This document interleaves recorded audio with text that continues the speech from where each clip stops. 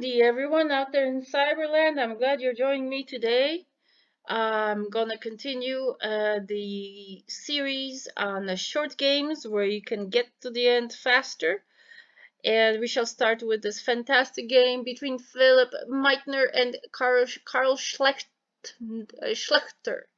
I don't think that's a nice word in German, but anyway, he was Austro-Hungarian actually, and this game is from 1895, played in Vienna.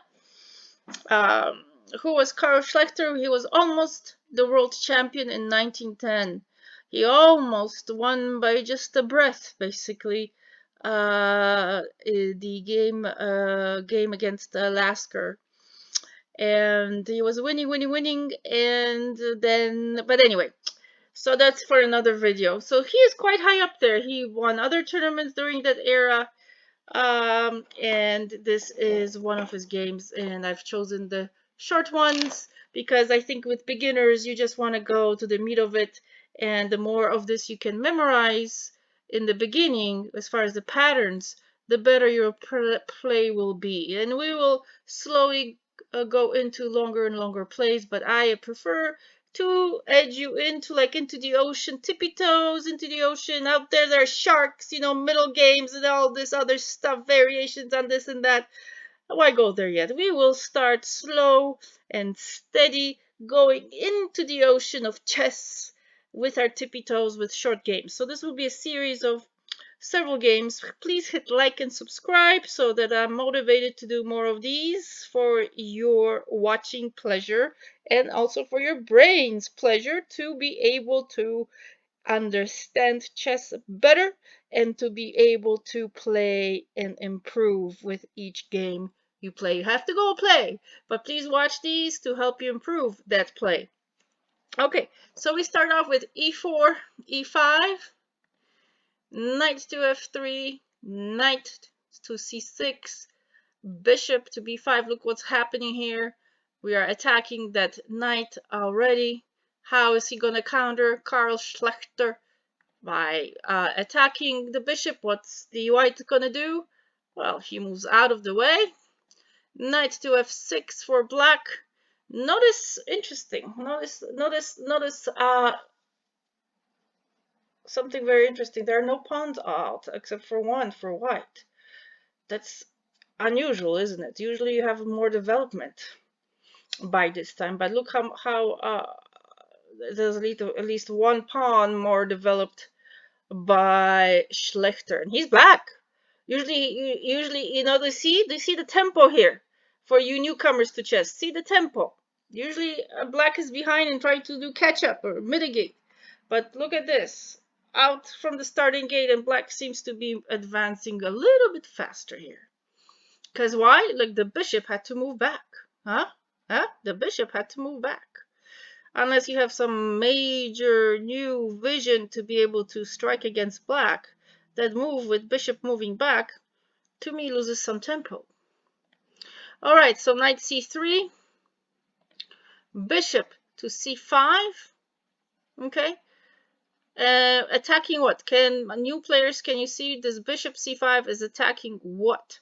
Do you see it's the f2 pawn right here? The f2 pawn right here. I'm circling f2 pawn, which is protected by what? Just the king. And usually you want to castle the king to be going into safety. Correct? There might not be castling here in this game, though. It's quite a quick game. But what I'm trying to say, you gotta foresee into the future. Foresee the future here. All right. So now we do castle. Okay, we do castle. So there was time to castle here. So I don't know if that's time that's time well spent or not. You have to decide. It's almost another loss of tempo, but this time the rook and the king by this move are protecting the f2 pawn, whereas before just the king was protecting. So maybe it's a good move. You think it's a good move, but we shall see. b5, you're going on attack against that bishop again. That bishop moves back. Do you see when you're retreating, you're not attacking. When you're retreating, you're not attacking. So guess how far advanced now black is.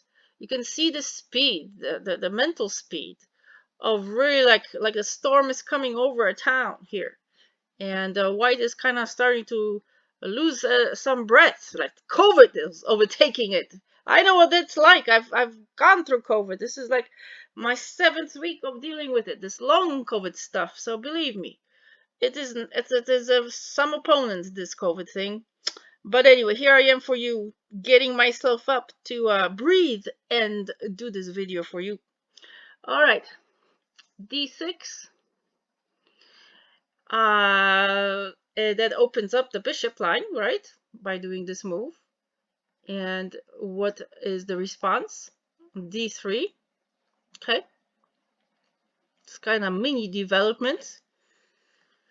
Bishop to g4. Look at this. Black is doing the same thing that white did in the beginning. But how will that turn out for black? How will that turn out for black? We shall see. All right. So there is no movement to kick back the bishop. The white just goes back with his knight. Okay, well, what can I say? So the bishop is nice and snug there on g4, the black bishop. It was not kicked out. All right, so we continue. Queen to d7. All right, giving more power here, more armaments for the diagonal here, the white diagonal. Notice the white is taking over that diagonal there. c3. Okay. c3. That's all I have to say about it. c3. All right, bishop takes on f3. Do you see? It's taking on f3. Looks like black has a plan. All right. Then white takes on f3.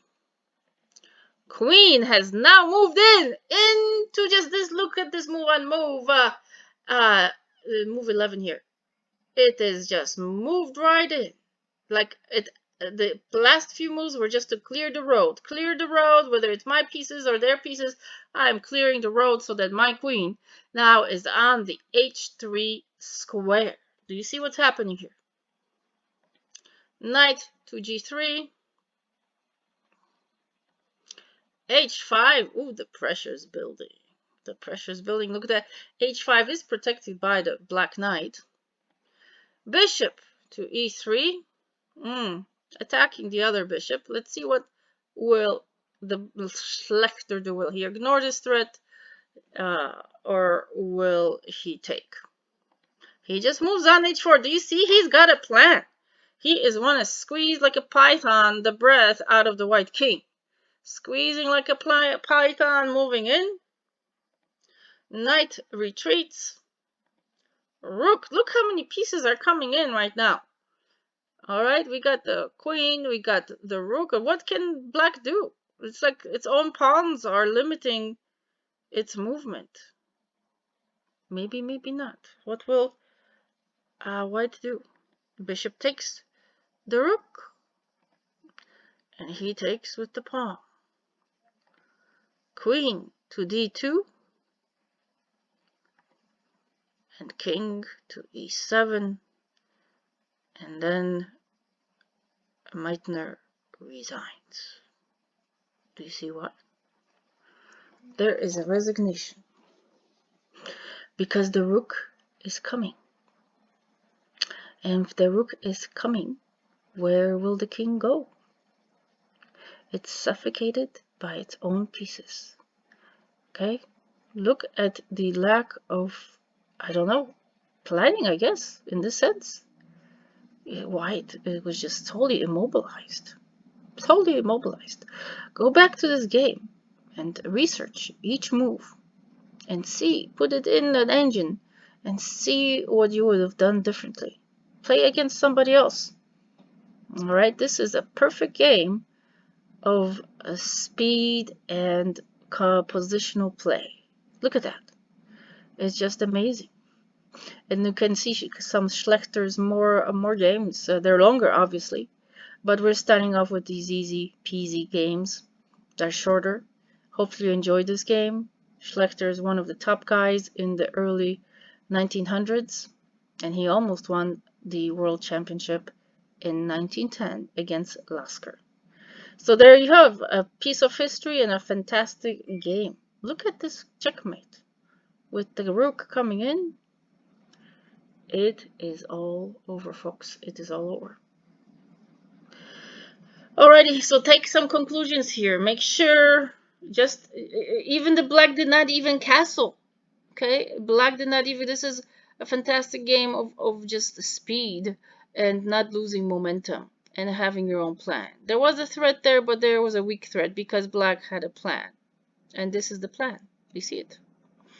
So review and review. And thank you so much for watching this. Hit like and subscribe. Take care.